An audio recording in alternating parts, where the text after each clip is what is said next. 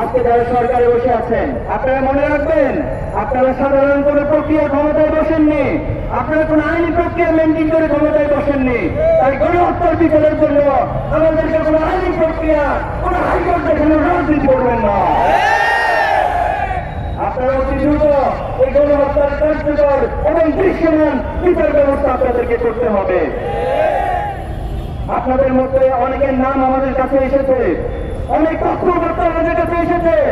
আপনারা প্রতিবাদকে পুনরায় এই বাংলাদেশে পুনর্বাসনের জন্য চেষ্টা চালিয়ে যাচ্ছেন। আমরা কারো নাম উল্লেখ না করে হুঁশিয়ারি করতে চাই, যারা প্রতিবাদ পুনর্বাসনের চিন্তা করবেন, হাসিনার যে পরিণতি প্রজন্ম করেছে, আপনাদের পরিণতি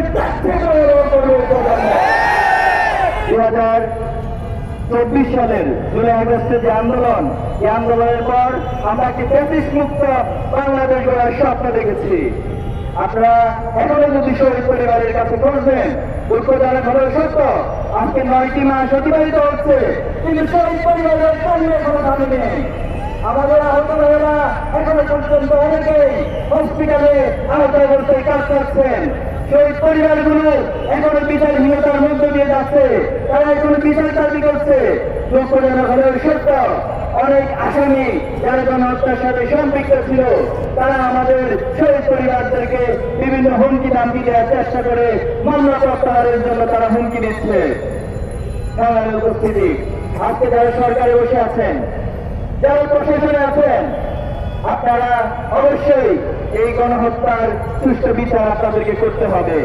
আপনারা মনে রাখবেন, আপনারা সাধারণ কোন প্রক্রিয়া ক্ষমতায় বসেননি, আপনারা কোন আইনি প্রক্রিয়া মেনটেন করে ক্ষমতায় বসেননি। তাই গণহত্যার বিচারের জন্য আমাদেরকে কোন আইনি প্রক্রিয়া, কোন হাইকোর্ট এখানে রাজনীতি করবেন না।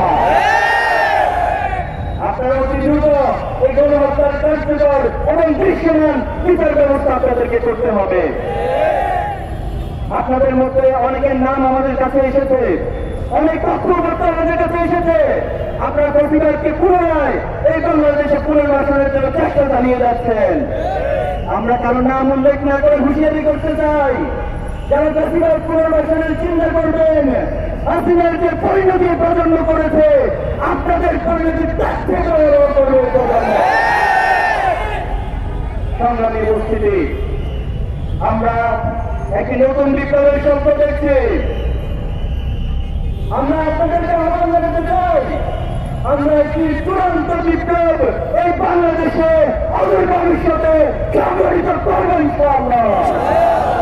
একটি চূড়ান্ত বিপ্লবের ইশতিহার ঘোষণার জন্য প্রস্তুতি নেওয়ার জন্য ছাত্র সমাজ সহ দেশবাসীকে প্রস্তুতি নেওয়ার উদাত্ত আহ্বান জানাচ্ছি। সংগ্রামী উপস্থিতি, আজকের এই মানব জাতির প্রোগ্রামে আপনাদের সকলকে উপস্থিত থাকার জন্য আন্তরিকভাবে ধন্যবাদ এবং কৃতজ্ঞতা জানিয়ে আমার বক্তব্য এখানে শেষ করছি। আসসালামু আলাইকুম ওয়া রাহমাতুল্লাহ। বাংলাদেশ জিন্দাবাদ, ইসলামী ছাত্র শিবির জিন্দাবাদ।